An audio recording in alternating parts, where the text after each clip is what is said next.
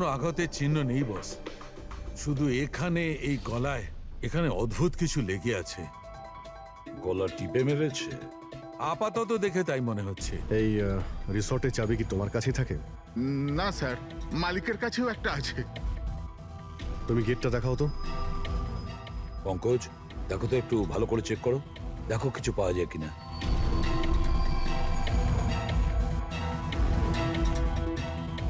উল্টে দাও, উল্টে।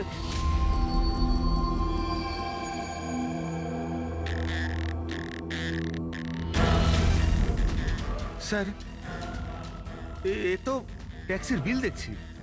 ইনি কাল রাত্রে ডোমেস্টিক এয়ারপোর্ট থেকে ট্যাক্সি ধরেছিলেন।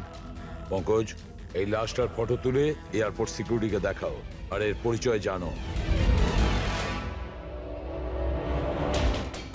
তালা তো ভাঙা নেই, তার মানে হলো কেউ চাবি দিয়ে খুলে ভিতরে ঢুকেছে, বা হয়তো অন্য কোনোভাবে।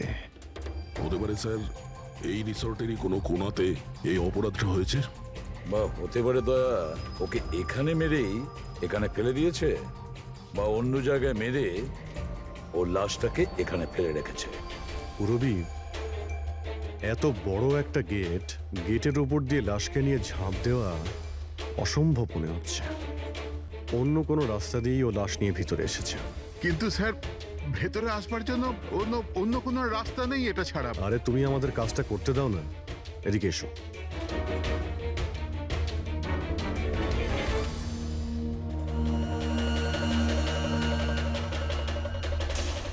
এই দেখো পুরবি, এখানে দেওয়াল ভাঙা রয়েছে, নিশ্চয়ই এখান দিয়ে এসেছিল ওই খুনি।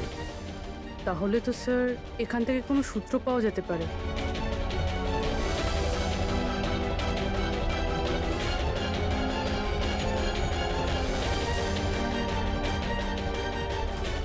এই হলো প্রমাণ, এই সোনালী সুতো।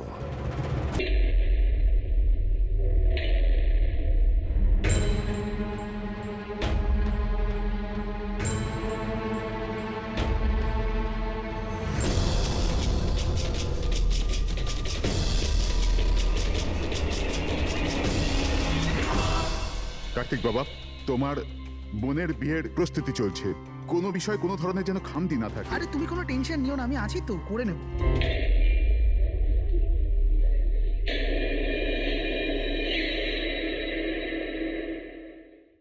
ওহো, বিয়ের বাড়ির ব্যাপার, মেহেন্দির অনুষ্ঠান।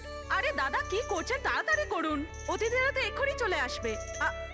আন্টি, তুমি কেন এত টেনশন নিচ্ছ? বিয়ের বাড়ির ব্যাপার আর আমার মেয়ের বিয়ে, টেনশন তো হবেই, তাই না? আমি ওর বেস্ট ফ্রেন্ড হই না? আমি ওর ভালোভাবে খেয়াল রাখবো। তুই তাড়াতাড়ি যা, ওর তোকে দরকার হতে পারে। আরে দাদা, ওটা ওখানে নয়, এখানে রাখুন। হ্যাঁ,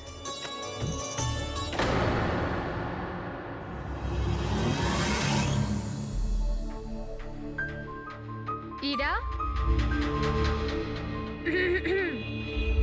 কোথায় হারিয়ে গেছিস? হ্যাঁ, চল, অনেক কাজ বাকি।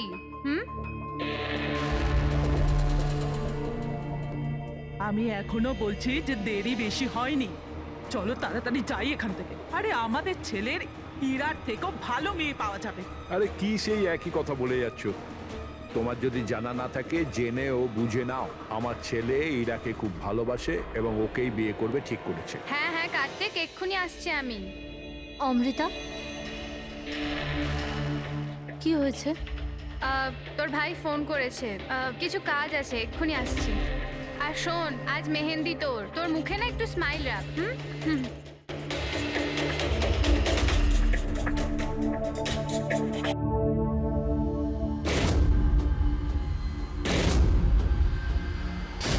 আচ্ছা, ওই সব বক্সেসগুলো রেখে দেবে আর লাইটের সেটআপটাও চেক করে নেবে।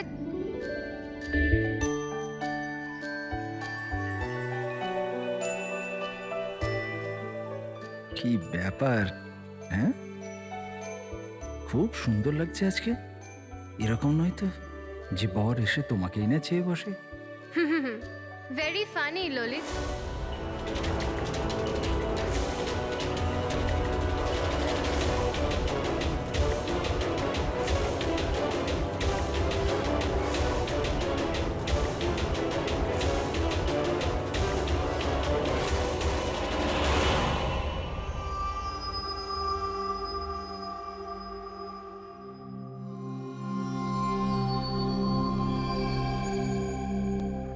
রিসর্ট কি বন্ধ হয়ে গেল, এর দেখভালের পুরো দায়িত্ব আমার ঘাড়ে এসে গেল। আর মালিকের এইটুকু বুদ্ধি তো থাকাই দরকার না? এত বড় রিসর্ট একলা মানুষ কি করে পরিষ্কার রাখবে? এই সুইমিং পুলটা একেবারে নোংরায় ভরে গেছে। যতই পরিষ্কার করো না কেন, দুদিন অন্তর ঠিক নোংরা হয়ে যায়, প্রতি দুদিন অন্তর। আরে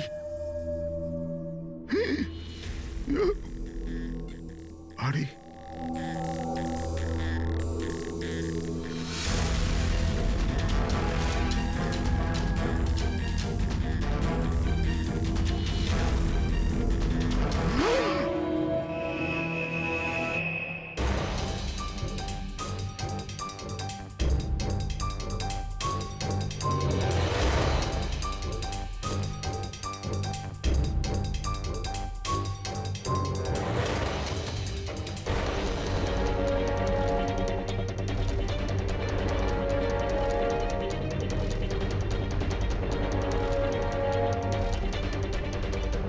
দেখো বাবলু, তুমি যদি কিছু না করে থাকো তাহলে ভয় পাওয়ার কোনো প্রয়োজন নেই। সিআইডি নির্দোষদের কখনো শাস্তি দেয় না, বুঝেছো?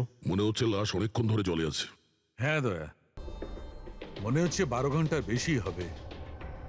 কোথাও কোনো আঘাতের চিহ্ন নেই বস, শুধু এখানে এই গলায় এখানে অদ্ভুত কিছু লেগে আছে। গলা টিপে মেরেছে? আপাতত দেখে তাই মনে হচ্ছে। এই রিসর্টের চাবি কি তোমার কাছেই থাকে? না স্যার, মালিকের কাছেও একটা আছে। তুমি গেটটা দেখাও তো।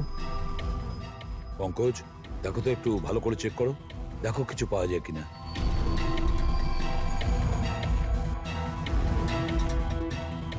উল্টে দাও, উল্টে।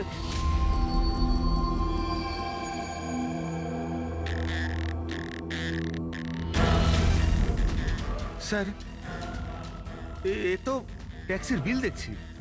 ইনি কাল রাত্রে ডোমেস্টিক এয়ারপোর্ট থেকে ট্যাক্সি ধরেছিলেন। পঙ্কজ, এই লাশটার ফটো তুলে এয়ারপোর্ট সিকিউরিটিকে দেখাও, আর এর পরিচয় জানো। তালা তো ভাঙা নেই, তার মানে হলো কেউ চাবি দিয়ে খুলে ভিতরে ঢুকেছে, বা হয়তো অন্য কোনোভাবে। হতে পারে স্যার এই রিসর্টেরই কোনো কোণাতে এই অপরাধটা হয়েছে। বা হতে পারে দয়া ওকে এখানে মেরেই এখানে ফেলে দিয়েছে, বা অন্য জায়গায় মেরে ওর লাশটাকে এখানে ফেলে রেখেছে। পুরবি, এত বড় একটা গেটের উপর দিয়ে লাশকে নিয়ে ঝাঁপ দেওয়া অসম্ভব মনে হচ্ছে। অন্য কোনো রাস্তা দিয়েই ও লাশ নিয়ে ভিতরে এসেছে। কিন্তু স্যার, ভেতরে আসবার জন্য অন্য কোনো রাস্তা নেই এটা ছাড়া। আরে তুমি আমাদের কাজটা করতে দাও না, এদিকে এসো। আর ও আমাকে ওখানেই বেঁধে চলে গেল, যাতে সবার মনে হয় যে অপরাধ আমি করিনি, আমার সাথেই হয়েছে। আর তারপর আমি বাড়ির অন্য একটা দিকে গিয়ে লুকিয়ে পড়লাম, যেখানে কোনো গ্যাস ছিল না। আর তারপর আমি ওখান থেকে প্রাণ বাঁচিয়ে পালালাম। আমরা এটা চাইছিলাম যে আপনাদের যাতে মনে হয় এই সমস্ত কাজকর্ম ডিপেন্ড করেছে। ও নিজে তো আত্মহত্যা করে নিল, কিন্তু ইরাকে মারতে অসফল হয়েছিল। নিজেদের জীবনটাকে সুন্দর করবার জন্যে একটা নয়, দুটো নয়, তিনটে প্ল্যান করেছিলে তোমরা, আর দুটো নিরীহ লোকের প্রাণও নিয়েছো তোমরা। এবার জেলের গড়াদের পেছনে পৌঁছতে পৌঁছতে প্ল্যান তৈরি করো ফাঁসি থেকে নিষ্কৃতি পাওয়ার জন্য।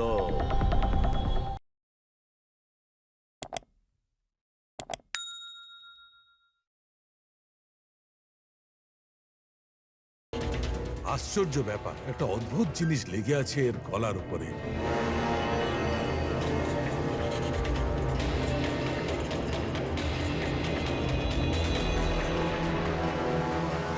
ও, কি হয়েছে স্যার? একটু শুঁকে দেখো এটা। মেহেন্দি? মেহেন্দি সারিকা, এর গলার উপর মেহেন্দির দাগ। সারিকা, এর মৃত্যু হয়েছে গলা টেপার কারণে। গলায় আছে মেহেন্দির চিহ্ন, তার মানে যে এর গলাটা টিপে ধরেছিল ওর হাতে মেহেন্দি লাগানো ছিল। আর খুনটা যে করেছে সে হয়তো কোনো মেয়ে, আর ও সেই সময় খুন করেছে যখন ওর হাতের মেহেন্দি ঠিক করে শুকোয়ও নি। রাইট। আজকাল এমনিতেও বিয়ের সিজন চলছে, হয়তো কোনো ফেস্টিভ্যাল ফাংশন বা বিয়ে বাড়িতে গিয়েছিল। রাইট। এই জন্য অভিজিৎ ওখান থেকে সোনালি সুতো পেয়েছিল। হয়তো কোনো দামি ড্রেসের যেটা পরেও পার্টিতে যাচ্ছিল। তার মানে হচ্ছে এই সোনালি সুতো আর গলায় লেগে থাকে এই মেহেন্দি আমাদের খনি পর্যন্ত পৌঁছে দেবে।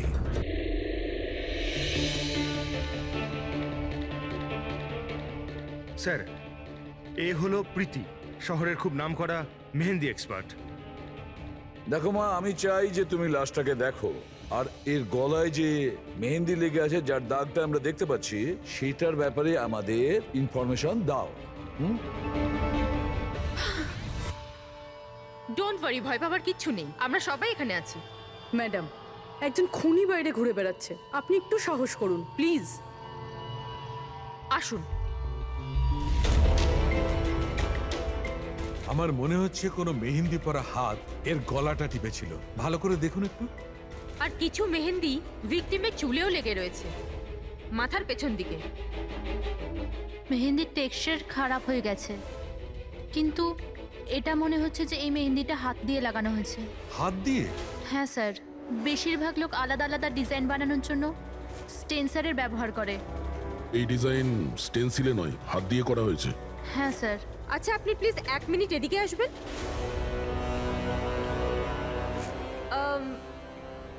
আপনি এই মেহেন্দি সম্পর্কে আর কিছু বলতে পারবেন?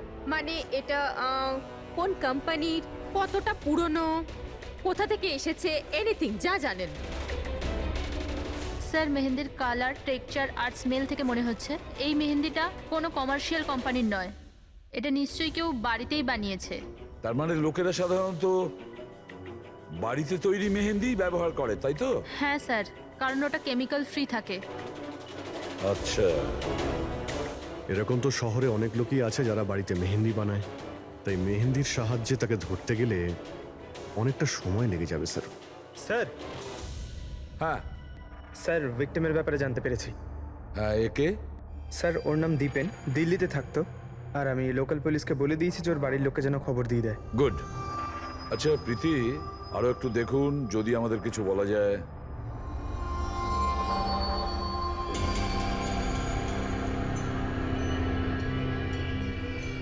এক মিনিট স্যার। স্যার, মেহেন্দির ডিজাইন থেকে আর একটা কথা বোঝা যাচ্ছে। সেটা কি? স্যার, ওই মেয়েটার ব্যাপারে, যার মেহেন্দি এর ঘাড়ে লেগেছে। ওই মেয়েটার বিয়ে এমন একটা ছেলের সাথে হচ্ছিল যার নাম আর দিয়ে শুরু হয়। আর লেটার দিয়ে শুরু? সেটা কিভাবে জানা গেল? বেশিরভাগ নতুন বউ যখন মেহেন্দি লাগায় তো নিজের স্বামীর ইনিশিয়াল লেটার হাতে লেখায়। তো স্যার, এটা সেই ইনিশিয়াল লেটার। হ্যাঁ বস, উল্টো আর লেখা আছে। আর তাহলে আমাদের খোঁজ নিতে হবে এই সপ্তাহে এই শহরে কটা বিয়ে হয়েছে আর কটা বিয়ে হতে চলেছে যেখানে পাত্রের নাম আর দিয়ে শুরু।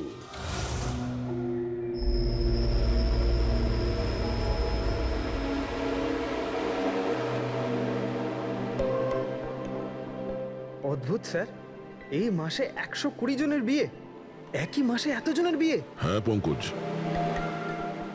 এখন বিয়ের ভালো লগ্নসা আছে। যদি তুমি বিয়ে করো তো সময়টা একদম ঠিক। আরে বিয়ে আর কি করে করবো স্যার? কি হলো, কজন পাত্রের নাম পেলে? হ্যাঁ স্যার, সব মিলিয়ে 12 জন আছে যেখানে পাত্রের নাম আর দিয়ে শুরু হয়। আচ্ছা, হ্যালো। হ্যাঁ হ্যাঁ হ্যাঁ হ্যাঁ স্যার, এর গাড়ি তো দেখছি একটা শব্দেই আটকে আছে। হ্যাঁ হ্যাঁ হ্যাঁ হ্যাঁ হ্যাঁ, ওকে ওকে, থ্যাংক ইউ। স্যার, হ্যাঁ পঙ্কজ। দিল্লি থেকে অফিসার ফোন করেছিলেন। উনি বলছিলেন যে দীপেনের বাড়িতে গিয়েছিলেন কিন্তু কেউ ছিল না, আর প্রতিবেশীকে জিজ্ঞেস করে জানতে পেরেছেন ওর একটা বোনও আছে। শালিনীর নাম্বার দিয়েছেন উনি? হ্যাঁ স্যার, পাঠিয়েছেন। আর উনি বলছিলেন যে দীপেন মাত্র 4 মাস আগেই ওখানে শিফট হয়েছে। একটা মেয়ের সঙ্গে ব্রেকআপ করে আর অন্য কারোর সঙ্গে বিয়ে করে নেয়। এই জন্য শালিনীর সঙ্গে ওর ঝগড়া হয় আর সেই জন্য এখানে চলে আসে। কি নাম বললে ওই মেয়েটির যে দীপেনকে মনে আঘাত দিয়েছে? ইরা। ইরা। স্যার হতে পারে কালকে রাত্রে দীপেন ইরার বিয়ে পণ্ড করতে এসেছিল এখানে, আর ইরা ওকেই মেরে দিয়েছে। আচ্ছা, এই ওয়েডিং কার্ডসে ইরা নামের কোনো মেয়ের কার্ড আছে?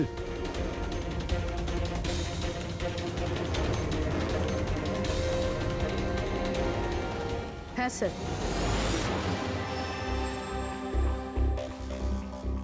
ইরা ওয়েটস রোহিত, এই দেখুন। এই দেখো, ইরা ওয়েটস রোহিত, আর ওদের বিয়ে আজকেই। একটু ওই বিয়ে বাড়িতে গিয়ে দেখো কনের গায়ে মেহেন্দি কতটা রাঙিয়েছে। আপনারা সিআইডি থেকে এসেছেন তো যা খুশি তাই করবেন। আইনের নামে কারুর বিয়ে আটকাবার অধিকার কে দিয়েছে আপনাদের? না না, আমরা এখানে কারো বিয়ে থামাতে আসিনি। আমরা এখানে এসেছি তদন্ত করার জন্য।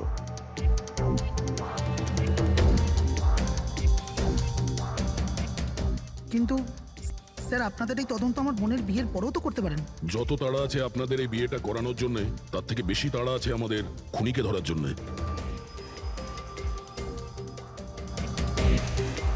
একে চেনেন আপনারা?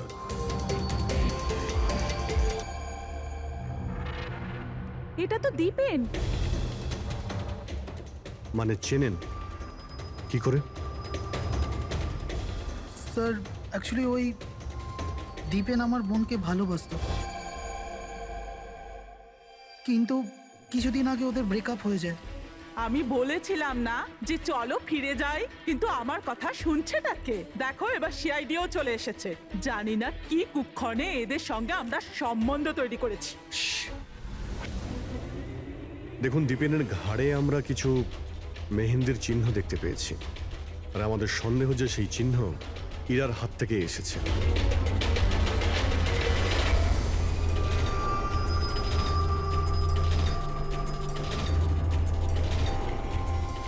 পুরবি একবার দেখে নাও তো। ইরা, একবার একটু ওঠো তো। ম্যাডাম, কি করছেন আপনি? এখনো তোমার বউ নয়, ও এখন একজন সাসপেক্ট। আমাদের সন্দেহের তালিকায় আছে। আমাদের সন্দেহ যে দীপেনকে খুন করেছে। ইরা এসব কি বলছে? মানে কি? তোমার হাতটা দেখাও।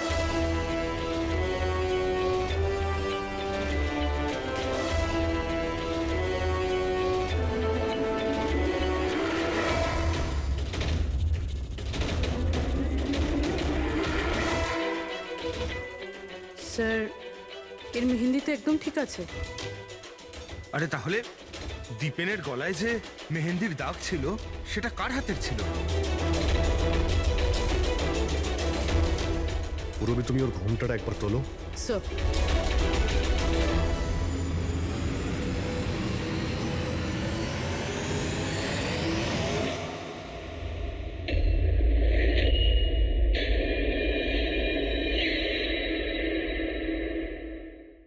অমৃতা, তুমি এই মণ্ডপে কি করছো? আর আমার মেয়ে ইরা কোথায় বলো? অমৃতা? এ কে? এ আমার মেয়ের বন্ধু হয়। ও, মণ্ডপ থেকে তাহলে কোণে উধাও, আর কোণের জায়গাতে তার বান্ধবী বিয়ে করছে। এসব কি হচ্ছে এখানে? হ্যাঁ স্যার, ওই আসলে কাল রাতে আরে ফ্লার্ট কে করছে রে ভাই? আমি তো তোমার প্রশংসা করছি। আচ্ছা তাই নাকি? প্রশংসা করছো? হ্যাঁ, তুমিও না একদম পাল্টাবে না।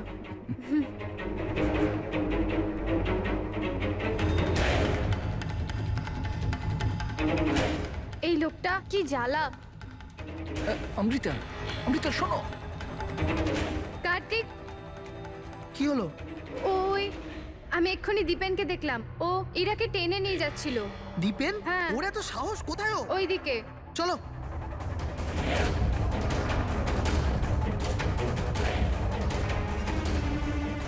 কোথায় গেল এরা দুজন? কি জানি।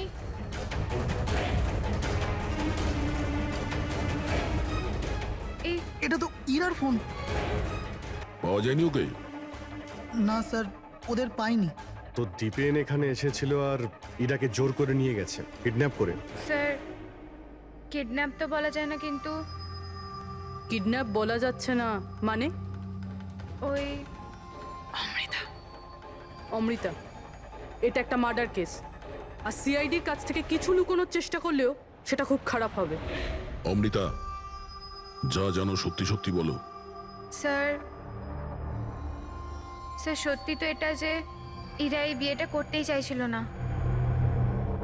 ও তো দীপেনকে ভালোবাসতো। ও তো শুধু বাড়ির লোকেদের চাপে পড়েও এই বিয়ের জন্য রাজি হয়েছিল। অমৃতা চুপ করো। আমি তো আগে থেকেই জানতাম এরা হলো 420। আর কি কি রহস্য রয়েছে যা এখনো সামনে আসতে চলেছে? এখানেই বলবেন নাকি সিআইডি ব্যুরোতে গিয়ে চা খেতে ইচ্ছে করছে? হ্যাঁ স্যার, ব্যাপারটা হলো গত কমাস ধরে আমার ব্যবসা ঠিকঠাক চলছে না, আমার প্রচুর লোকসান হয়ে যাচ্ছিল। সুশীল বাবু আমার বিজনেসটাকে স্টেবল করবার জন্য প্রচুর সাহায্য করেছে। তো নিজের মেয়ের বিয়ের ডিল করেছিলেন আপনি, যাতে আপনার ডুবে যাওয়া বিজনেসটা আবার ভালো মতো দাঁড়িয়ে যায়, কি? তাই ইরা উধাও হয়ে যাওয়ার পর অমৃতাকে এই মণ্ডপে বসিয়েছেন না, যাতে কোনোভাবেই এই বিয়েটা না আটকায়। বাহ। আর অমৃতা, তুমি এই পুরো ষড়যন্ত্রে এত সহজেই যোগদান করলে? আমি এসব কিছুই জানতাম না। আমাকে তো কার্তিক বলেছিল যতক্ষণ ইরাকে পাওয়া যাচ্ছে না আমি এখানে বসে থাকি। এখনই তো 7 পাক হতো, তারপর বিয়েও করে নিতে আমাকে ঠকিয়ে। না, আমি মণ্ডপ থেকে বেরোতেই যাচ্ছিলাম, আর তখনই সিআইডি এখানে চলে এলো, আর সত্যি সবার সামনে চলে এলো। অর্ধেক সত্যি তো সামনে এসছে, আর বাকি অর্ধেক সত্যি সামনে আসবে যখন এটা জানা যাবে যে দীপেনকে মারার পর ইরা কোথায় চলে গেছে। আমার মেয়ের উপর মিথ্যে অপবাদ দেবেন না স্যার। ও তো দীপেনকে ভালোবাসতো, ও কেন খুন করবে ওকে? যদি আপনার মেয়ে নির্দোষ হয় তাহলে ও বাড়িতে ফিরে আসেনি কেন? দীপেন খুন হওয়ার পর থেকে ও নিখোঁজ হয়ে গেছে কেন?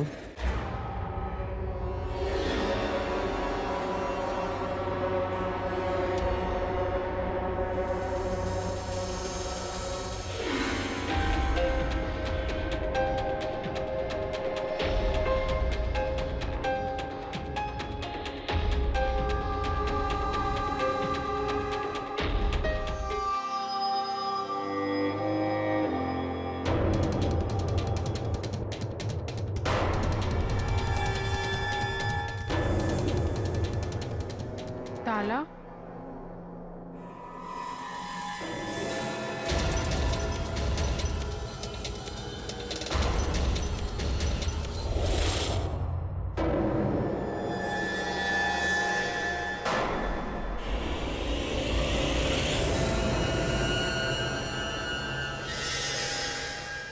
দেখো বস, ইরা নিজের মেহেন্দি পরা হাত দিয়ে দীপেনের গলা নিশ্চয়ই ধরেছিল, কিন্তু দীপেনের মৃত্যু ইরার হাতে হয়নি। দীপেনের মৃত্যু হয়েছে কি করে? এর গলার উপর এই যে মেহেন্দির চিহ্ন আছে, যখন পরিষ্কার করলাম তখন দেখলাম আর একটা দাগ আছে। এই দেখো, এইটা।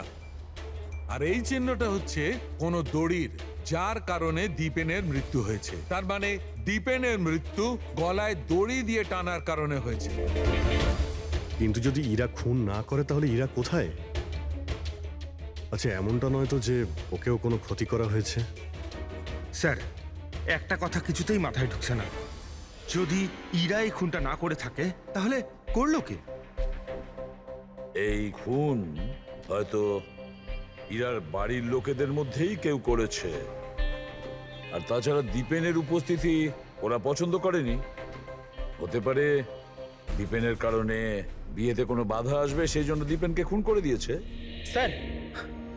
স্যার ইরার ফোন থেকে জানা গেছে যে ওর নিখোঁজ হওয়ার 3 ঘন্টা আগে দীপেনের বোন শালিনীর ফোন আসে। ও দিল্লি থেকে বম্বে চলে তো আসে, কিন্তু ফোন তুলছে না।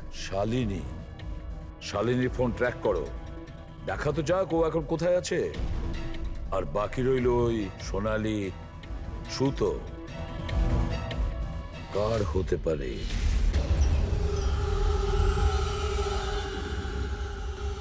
আমাকে আপনারা বলবেন এসবের মানেটা কি? আর আপনার এই মেহেন্দি অনুষ্ঠানের জামা কাপড়গুলো এনেছেন কেন? দেখুন, আমরা কিছু সোনালি সুতো পেয়েছি ক্রাইম সিন থেকে, আর ওই সোনালি রঙের সুতো যার কাপড়ের সঙ্গে ম্যাচ হয়ে যাবে, খুনি সেই। ইরাকে সন্দেহ করছিলেন, কি ওই সন্দেহ দূর হয়ে গেছে? হ্যাঁ, আপাতত তো ধরে নিন যে ওই সন্দেহটা দূর হয়ে গেছে, কারণ দীপেনের মৃত্যু দড়ি দিয়ে শ্বাসরোধ করে হয়েছে, ওই মেহেন্দি লাগানো হাতে নয়। তার মানে আপনাদের এটা মনে হচ্ছে যে খুনি আমাদের মধ্যে থেকে কেউ বোধহয় করেছে? কারেক্ট। এখন শুধু সেটাই দেখতে হবে যে ওই সোনালি রঙের সুতো কার কাপড়ের সঙ্গে ম্যাচ করে। আশ্চর্য, রেশমের ছোট ছোট টুকরো থেকে আপনারা এত বড় একটা সিদ্ধান্ত নেবেন। জানি না ওই টুকরোটা ম্যাচ করবে কিনা। অদ্ভুত কথা তো আপনি বলছেন রাজন বাবু। আপনার হঠাৎ খুব অসুবিধা হচ্ছে? উল্টে আপনার খুশি হওয়ার কথা যে আমরা আপনার মেয়েকে এবারে সন্দেহ করিনি।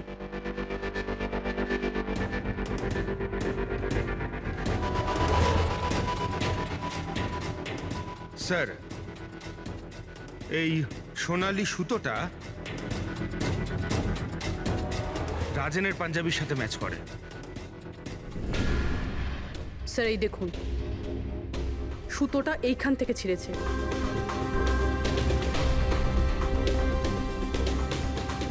আমি বলছি আপনাদের, ওই রাতে আমি দেখেছিলাম দীপেন আর ইরাকে একসাথে। তুমি কেন বুঝতে পারছো না? আমি তোমাকে ছেড়ে বাঁচতে পারবো না আমি বাঁচতে। আর তুমি আমাকে ছাড়া অন্য কাউকে কি করে বিয়ে করছো?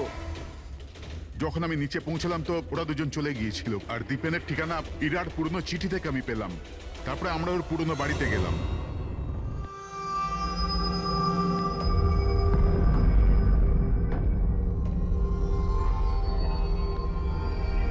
এ কি, দীপেন এইখানে?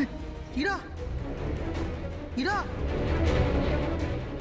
ইরা ইরা ইরা ইরা মা!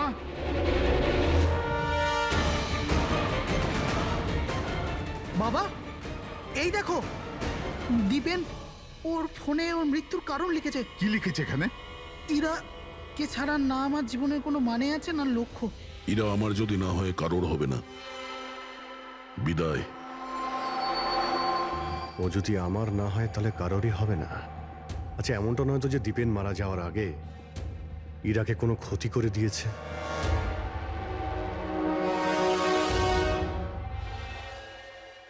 হ্যাঁ পঙ্কজ, হ্যাঁ, দীপেনের বোন শালিনীর মোবাইল ফোন ট্র্যাক হয়ে গেছে।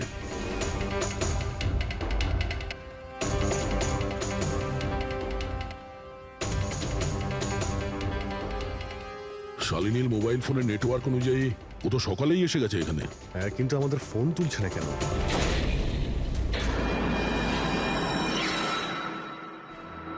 ব্লাস্ট! শালিনী, শালিনী, শালিনী, শালিনী, শালিনী, শালিনী!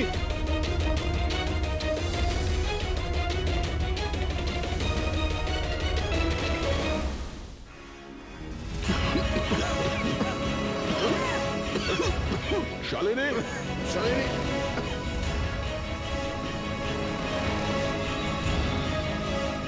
শালিনী, শালিনী!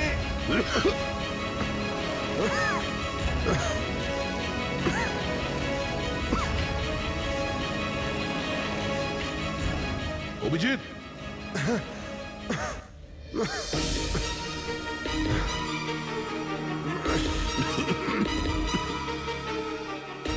অভিজিৎ সাবধানে। কে ওখানে?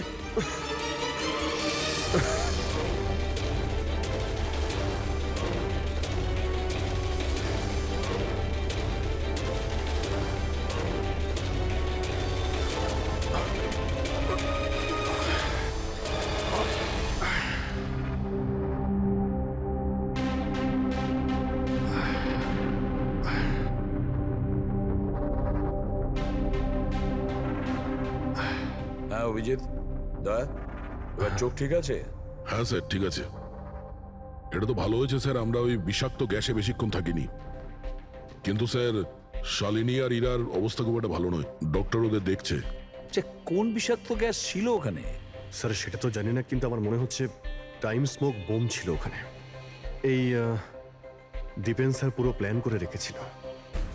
আত্মহত্যার পরে ও ইরাকেও রাস্তা থেকে সরাতে চেয়েছিল। হ্যাঁ স্যার, ও তো সুইসাইড নোটে লিখেও ছিল যে ইরা যদি ওর না হয় কারোর হবে না।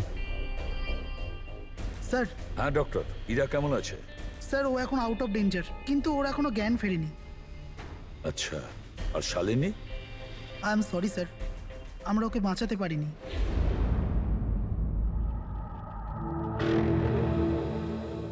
স্যার স্যার এই দীপেন শুধু নিজের প্রাণ নেয়নি, বরং বরং ওর বোনের মৃত্যুরও কারণ হয়েছে। সেটাই তো। হ্যাঁ শালুকে বলো। আচ্ছা ঠিক আছে, আমরা আসছি। কি হয়েছে স্যার?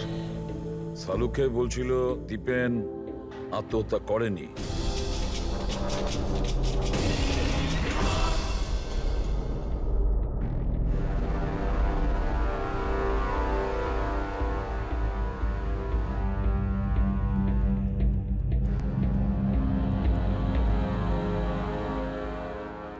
আরে বলে ফেলো না শালুকে, একবার ফাইনালি বলে দাও, দীপেন আত্মহত্যা করেছে নাকি ওকে খুন করা হয়েছে? বস, আমি জানি যে তোমরা খুবই বিরক্ত হচ্ছ। তোমাদের মনে হচ্ছে সালুকে কোনো কথাই বলছে না। কখনো বলছে ইরা দীপেনকে হত্যা করেছে, কখনো বলছে যে দীপেনের হত্যা ইরা করেইনি, কখনো বলছে দীপেন আত্মহত্যা করেছে, কখন বলছে দীপেন আত্মহত্যা করেনি। কিন্তু আমি কি করব ভাই, এই কেসটার সূত্র খুব অল্প অল্প করে আসছে। আরে স্যার, যে প্রমাণ পেয়েছেন সেটা নিয়ে কিছু বলুন না। দেখো বস, যখন কোনো মানুষকে ফাঁসির দড়িতে ঝোলানো হয় আর যখন দড়িটায় টান পড়ে তখন ওর শ্বাস বন্ধ হতে থাকে, আর তখন সে শ্বাস নেওয়ার জন্য ছটফট করে, তার ঘাড়টা নড়তে থাকে, আর ঘাড় নড়ার কারণে ফাঁসটা চেপে বসে, আর ওর ঘাড়ের ঠিক পেছন দিকে ওই ফাঁসির দড়ির গিঁটের চিহ্নটা দেখা যায়।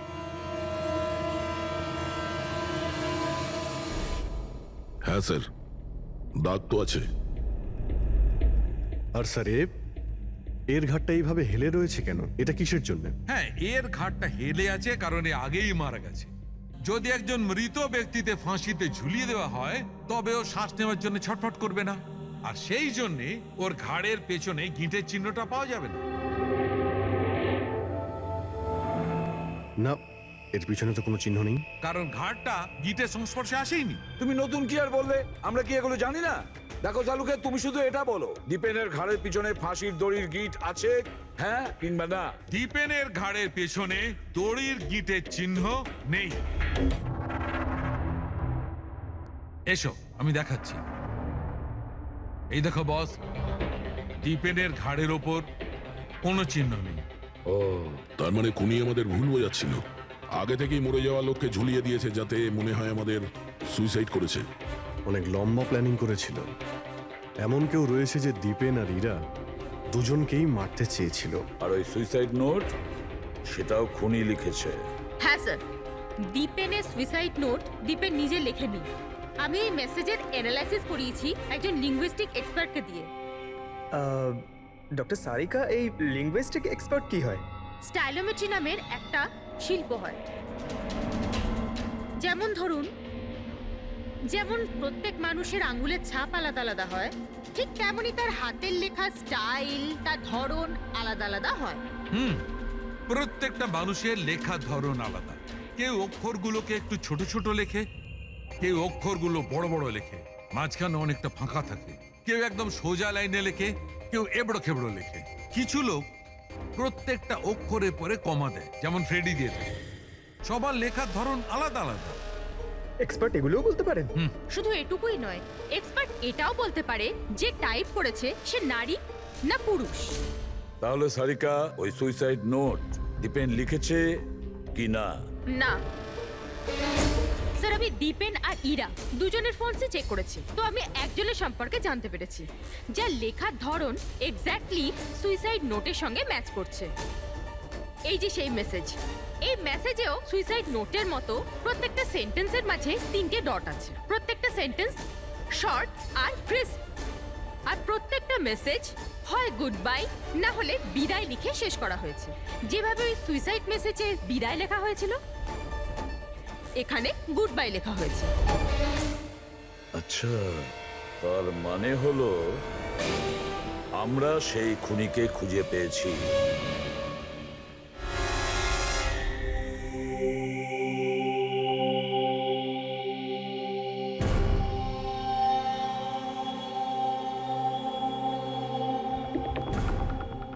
হ্যাঁ হুমকি দিচ্ছি, কি করবি তুই?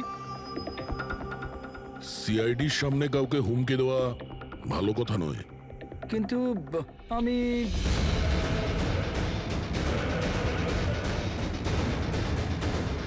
এই দাঁড়া, আরে আরে আরে ললিত বাবু কোথায় পালাচ্ছেন? এটা তো বলে যান যে দীপেনকে খুন করতে গেলেন কেন? এটা এটা আপনি কি বলছেন? আমি কাউকে মারিনি। আচ্ছা সত্যি কথা বলবি নাকি? বলবি নাকি মাথাটা ঠুকে দেবো নিচে? আমি মেরেছি। প্লিজ প্লিজ আমাকে নিচে নামো, আমাকে নিচে নামো। চল, এক তো তুই দীপেনকে খুন করেছিস, আর তার উপরে এটা দেখাতে চেয়েছিস যে ও সুইসাইড করেছে। হ্যাঁ, ইনফ্যাক্ট আমি ওর সুইসাইড নোটটা লিখেছিলাম, কিন্তু কিন্তু কি? কিন্তু এগুলো আমি আমার নিজের জন্য করিনি, অন্য কারোর বলাতে করেছিলাম। কার কথায়? ডাক্তারবাবু, আমার মেয়ের জ্ঞান কখন ফিরবে? ভয় পাওয়ার কিছু নেই, খুব তাড়াতাড়ি জ্ঞান ফিরে যাবে।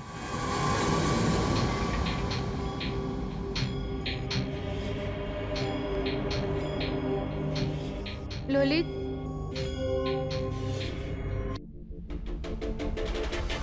তোমার হাতে হাত করা কেন লাগানো আছে? আসামির হাতে হাত করা থাকবে না তো কি থাকবে বলুন তো? অপরাধী? হ্যাঁ, এই অপরাধী নিজের অপরাধ স্বীকার করেছে ললিত। দীপেনকে এই মেরেছে।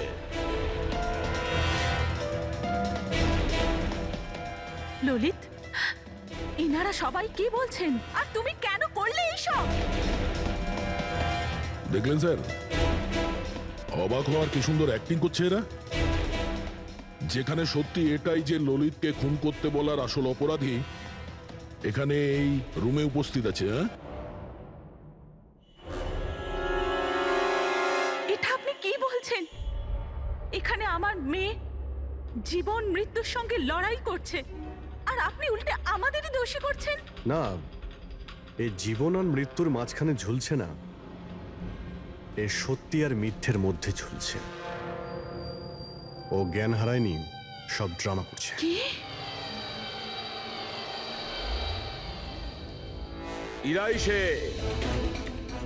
ইরাই ললিতকে বলেছে দীপেনকে মেরে ফেলার জন্য।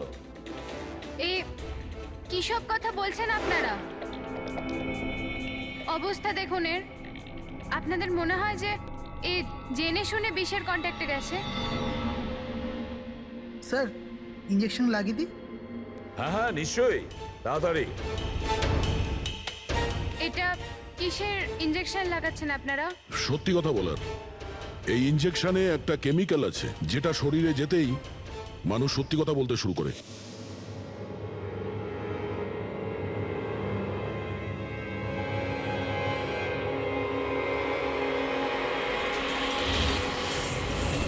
না, শুনুন। ইরা, ইরা, আরে রে, কোথায় যাচ্ছ? দাঁড়াও। ইরা থামো, ইরা। এর মানে হলো যে সিআইডিরা ঠিক কথা বলছেন। আর মিথ্যে বলে কোনো লাভ নেই। এই ললিত তোমার মুখোশ খুলে দিয়েছে। এটা কি করলে ললিত? নিজে ফাঁসছিলে, তার সাথে সাথে আমাকেও ফাঁসিয়ে দিলে। এরা এই প্রতিজ্ঞাটাই তো আমরা করেছিলাম ভালোবেসে, যে আমরা একসাথে বাঁচবো আর একসাথে মরবো। কি তোমরা দুজন একে অপরকে ভালোবাসো? এসব কবে? ইরা, তুই তো দীপেনকে ভালোবাসিস। হ্যাঁ, ও চাইতো, কিন্তু হঠাৎ করে ললিতকে ভালোবেসে ফেলে, আর এই সব কিছু করেছে ও নিজের বিয়ে ভাঙার জন্য। কিন্তু ভাগ্যক্রমে ইরার কাছে শালিনীর কল আসে যে দীপেন ইরার বিয়ে আটকাতে এসছে। আর ইরা খুব বড় প্ল্যান করেছিল। দীপেনের কাঁধে বন্দুক রেখেও গুলি চালাতে চেয়েছিল। আর আমরা ভেবেছিলাম যে প্রথমে আমরা দীপেনকে মেরে দেবো।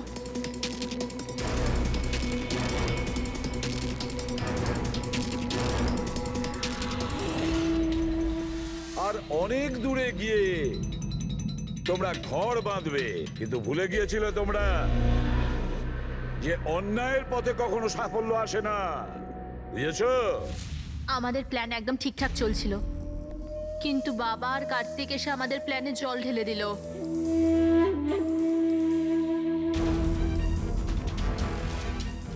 তারপর আমাদের একটা নতুন প্ল্যান বানাতে হলো।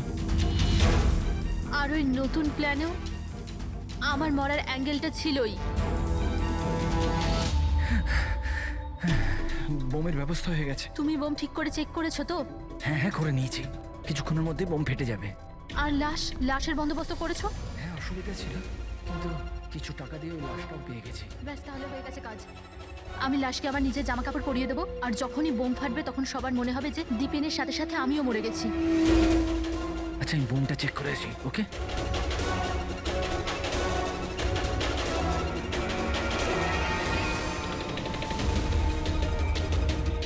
শালিনী,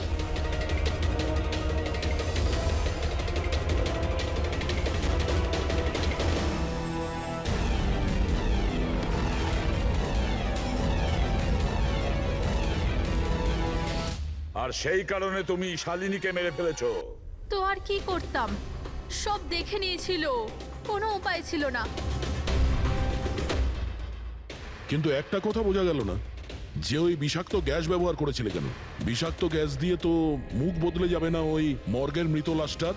হ্যাঁ, তাহলে তুমি এটা কি করে ভাবলে যে আমরা ওটাকে তোমার লাশ ভাববো? আমরা বিষাক্ত গ্যাস ব্যবহার করতে চাইনি। আমরা ওই বাড়িটাকে বোম দিয়ে ওড়াতে চেয়েছিলাম, কিন্তু এই ললিত ভুল করে কি বোম নিয়ে এসেছিল যেটা ফাটলই না, ফুস হয়ে গেল। আর এর আগে আমরা আরেকটা বোমের ব্যবস্থা করতাম, আপনাদের গাড়ি আসার আওয়াজ আমরা শুনতে পেলাম। তখন আমাদের প্ল্যানটা চেঞ্জ করতে হলো। আর ও আমাকে ওখানেই বেঁধে চলে গেল, যাতে সবার মনে হয় যে অপরাধ আমি করিনি, আমার সাথেই হয়েছে। আর তারপর আমি বাড়ির অন্য একটা দিকে গিয়ে লুকিয়ে পড়লাম, যেখানে কোনো গ্যাস ছিল না। আর তারপর আমি ওখান থেকে প্রাণ বাঁচিয়ে পালালাম। আমরা এটা চাইছিলাম যে আপনাদের যাতে মনে হয় এই সমস্ত কাজকর্ম দীপেন করেছে। ও নিজে তো আত্মহত্যা করে নিল, কিন্তু ইরাকে মারতে অসফল হয়েছিল। নিজেদের জীবনটাকে সুন্দর করবার জন্যে একটা নয়, দুটো নয়, তিনটে প্ল্যান করেছিলে তোমরা। আর দুটো নিরীহ লোকের প্রাণও নিয়েছো তোমরা। এবার জেলের গড়াদের পেছনে পৌঁছতে পৌঁছতে প্ল্যান তৈরি করো ফাঁসি থেকে নিষ্কৃতি পাওয়ার জন্য।